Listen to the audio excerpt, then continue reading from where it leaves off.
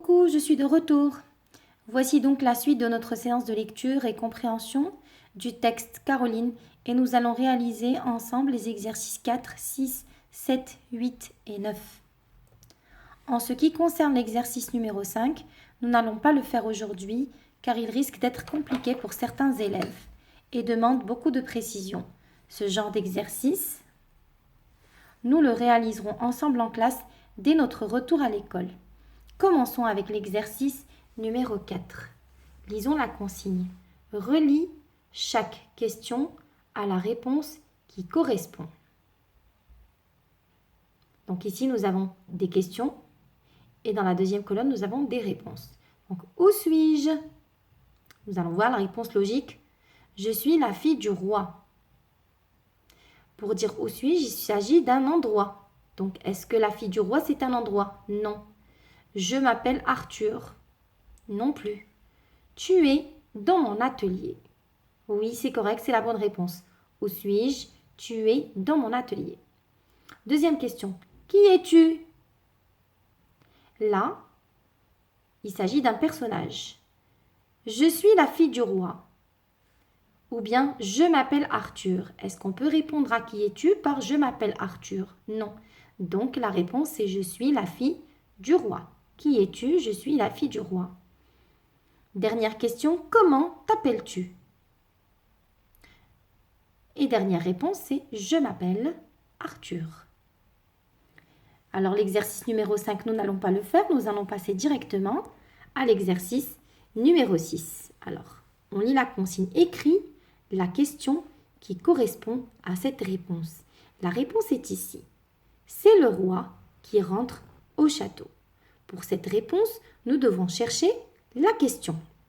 Alors, chers élèves, la réponse se trouve à l'intérieur de cette phrase elle-même. On va éliminer « c'est le roi » et on va commencer à partir de qui? Qui rentre au château? Et qu'allons-nous ajouter à la fin? Un petit point d'interrogation. Et voici la question. Qui rentre au château? C'est le roi qui rentre au château. Donc, je vous donne la réponse ici. Réponse, qui rentre au château? Alors, vous allez devoir écrire cette phrase en cursive et n'oubliez pas de mettre la majuscule, le Q majuscule au début de la phrase et terminer votre phrase avec un point d'interrogation car il s'agit d'une question. Passons ensuite à l'exercice numéro 7. Essayez de dessiner les mots suivants. Alors, le premier mot,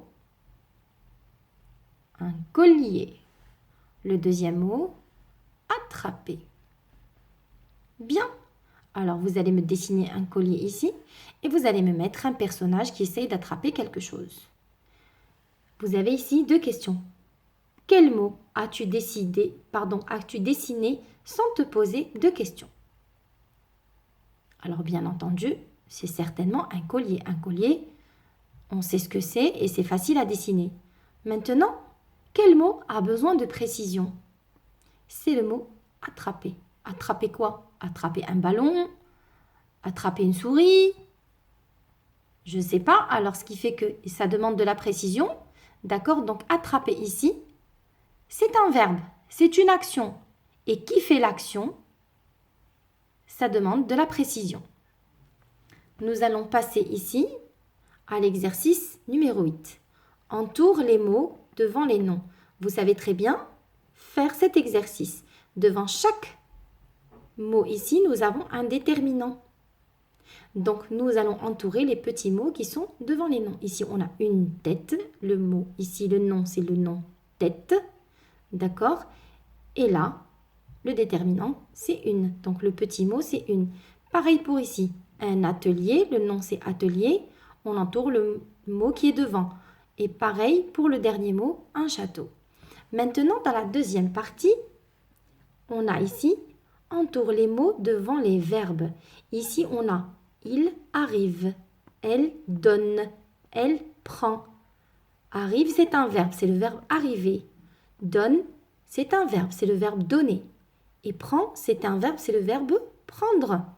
Donc ici, nous n'avons plus de déterminant. Je vous l'avais déjà dit la dernière fois, nous avons expliqué ça, mais ce sont des pronoms. Ce sont des petits mots qui prennent la place d'une personne ou bien d'un animal. D'accord?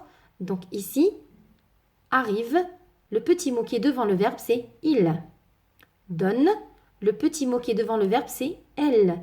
Et prend, le petit mot qui est devant le verbe, c'est elle. Et on entoure les petits mots qui sont devant. Maintenant, nous allons passer à l'exercice numéro 9. C'est un exercice qui est très facile. On avait déjà fait la dernière fois la classification des mots. On avait classé les noms de personnes, des noms d'objets et des noms d'animaux, n'est-ce pas? Eh bien, cette fois-ci, on va classer tous les noms qu'on connaît. Ici. Enfin, les mots que vous allez trouver ici, les noms que vous allez trouver dans cette liste de noms.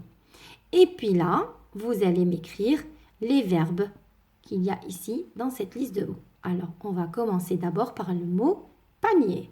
Panier, est-ce que c'est un nom ou est-ce que c'est un verbe? Panier, est-ce que c'est une action? Non, c'est un nom d'objet. Donc, ça va venir dans cette colonne-là. Deuxième mot, trouve. Trouve, est-ce que c'est un nom d'objet, un nom de personne ou bien un nom d'animal? Non, eh bien c'est une action. Et une action, c'est un verbe. Donc, ça va aller dans cette colonne-là. Parle. Parle. Est-ce que c'est une action? Oui, c'est l'action de parler. Donc, ici aussi, c'est un verbe et on va le classer dans cette colonne. Carotte. Carotte, eh bien, c'est un nom de légume. Et ça va aller dans la colonne des noms. Forêt, c'est un nom d'endroit. Et ça va aller aussi dans la colonne des noms. Et dernier mot, emporte. Et là, c'est le verbe emporter, c'est une action. Et ça va aller dans la colonne des verbes. Voilà, ce sera tout pour aujourd'hui. J'espère que vous allez bien travailler à la maison. D'accord? Je compte sur vous encore une fois. Je ne vous répéterai jamais assez. Et puis, à la prochaine séance. Au revoir.